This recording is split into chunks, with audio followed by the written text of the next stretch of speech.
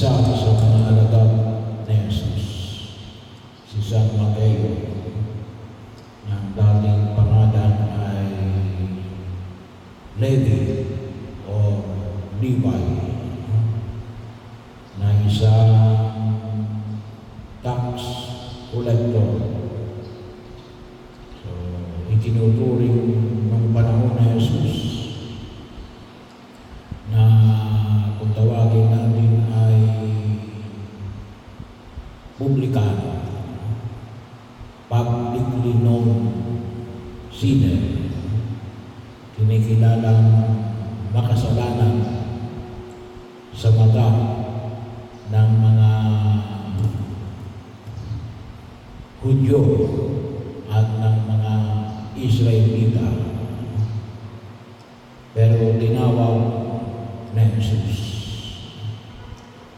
Kaya yung kanyang pakikisalo na nakita ng mga Pariseo ay lumalaman din. At sa tanong ng mga Pariseo, sinasagot na rin ni Jesus kung bakit pinili niya si Levi na maging isa sa kanyang mga alagad.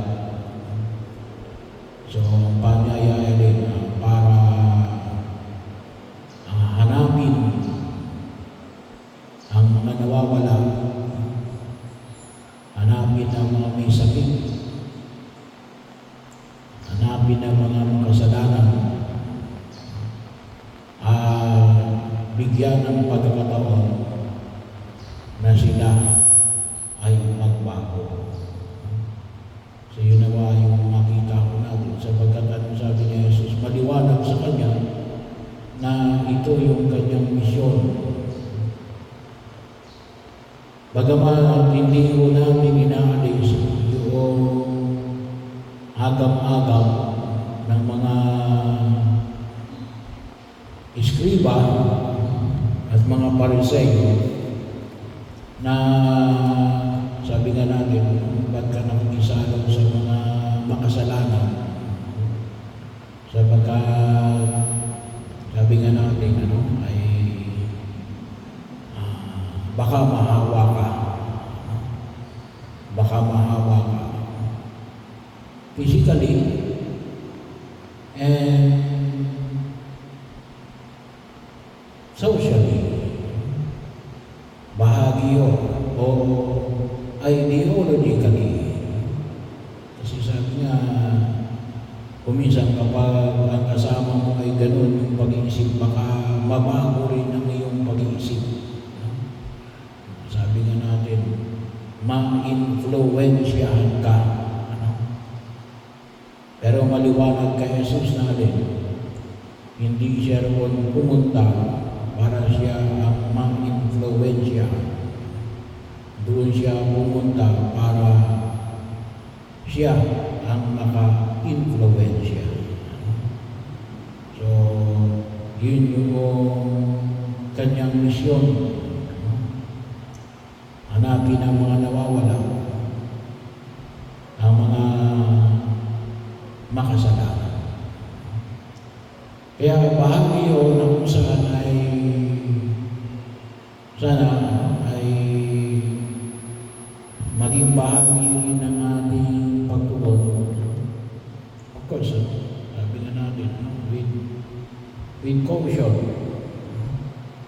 Sapagkat ang ministeryo ng pag-anyaya ay may kaakibat na mga hamon. At isa na nga riyan, hindi namin may alis yung kadahilanan kung bakit ang mga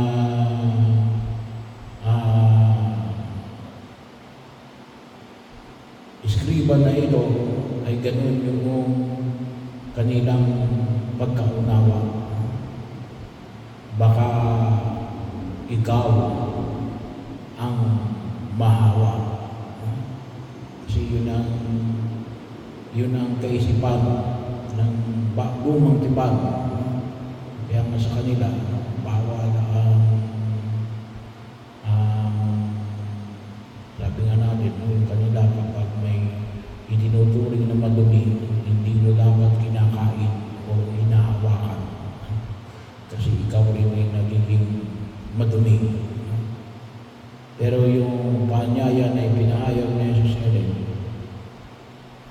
gawing nating banal yung mga bagay na itinuturing na makasalanan. Hindi para magkasala, ngunit para sila ay iahon sa pagkakasala. Isang ministeryo na nawa ay patuloy nating pagsumikapan na ibahagi para sa iba.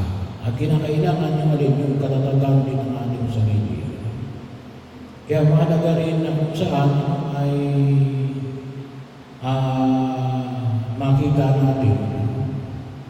Sabi nga natin, lalo-lalo na ngayon sa kapistahan ni San Antonio Abad,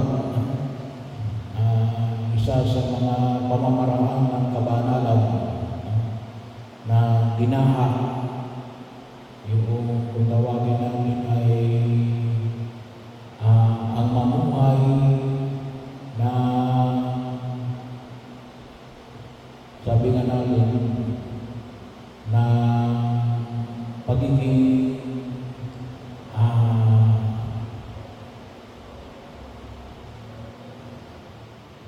monge, monastic life, isang pamamaraan ng kabanalan. So, si San Antonio Abad, isang Egyptian, katulad din ni San Pablo ng Ermitanyo, ay isa rin Egyptian, pero itong si San Antonio Abad ay sa Middle Egypt. Siya ay mula sa mayamang pamilya. Nung narinig niya yung ebanghelyo na nagpapahayag na kung nais mong maging ganap, ay ibenta mo ang iyong ari-arian at pamigay sa mga lupa. So siya ay mula sa isang mayamang pamilya, ginawa niya yun. Yung kanyang kapatid na babae ay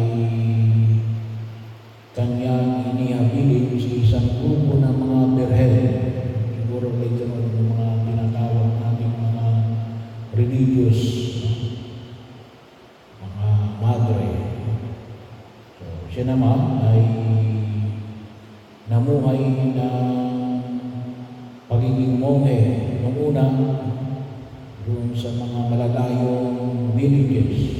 Kailan later on siya ay pumunta na mismo sa disyerto. At siya na rin yung nangalaga sa iba pang mga itinuturing ng mga monge ng kapanahunan na yun. So,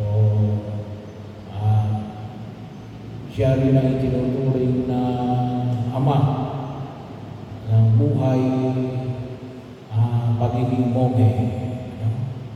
So, kasi siya yung bagamat si San Pablo ng Ermitanyo, unang kinikilalang Ermitanyo, ngunit sa pamagitan ni San Antonio Abad, sinimulan niya yung kahit pa paano yung buhay komunidad. Yun nga naman, iwahiwalay yung mga monge na ito.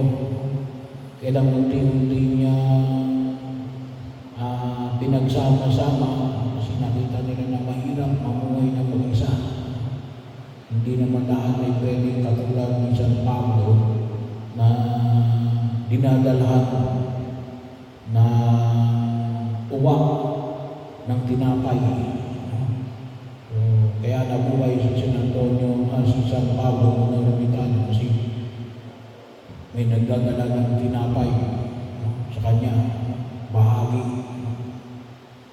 At yung mga nakukuha niya dates, kasi maraming dates doon sa mga lugar na kanyang kinabibilangan, kanyang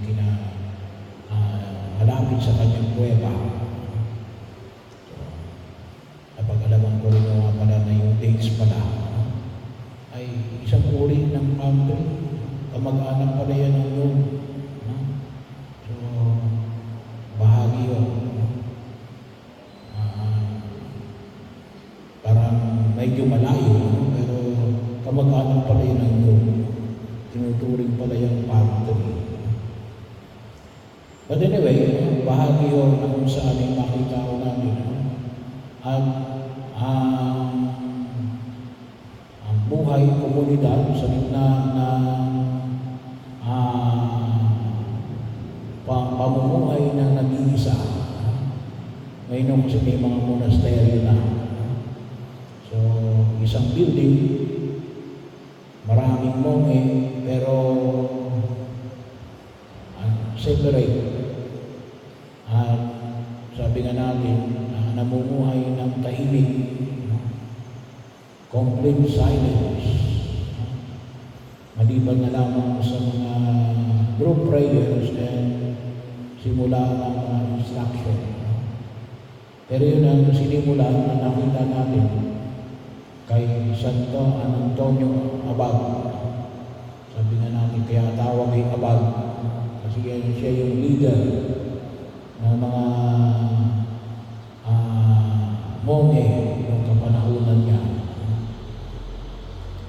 So bahagi rin yun ang kanyang pamumuhay, yung sabi nga natin, panalangin, pag-aayuno, at katahimikan na nilaan nila para magkaroon ng panahon na makipag-usap sa Diyos. So may mga bahagi rin yun na ipinamanig yung tinatawag nating disiplina ng pamumuhay bilang isang monge. So kinakailangan din yung disiplina. May mga ilang disiplina na later on, sabi nga natin na develop sa marami ngayong mga komunidad na nag-aandong pa rin ang kanilang sarili. Sabi nga natin, bagamat magkakasama, pero ninanais na alin sa panahon ng katahimikan at pakipag-usap sa Diyos.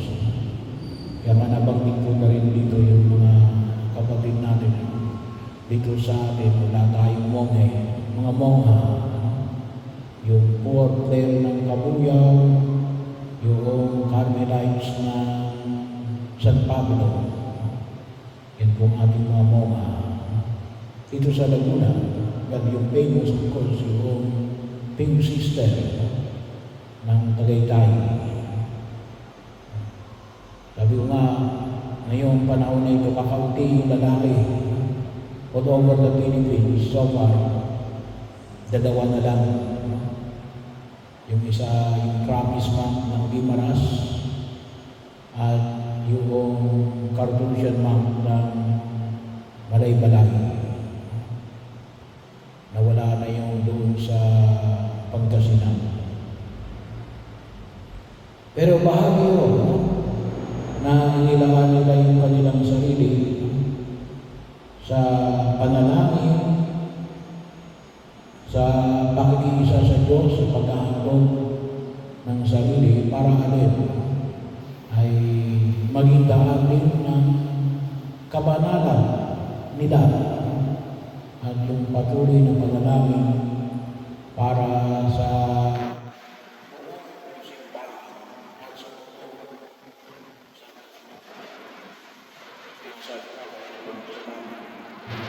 kasi alam ko sigurado na rin ang nagdarasal sa akin.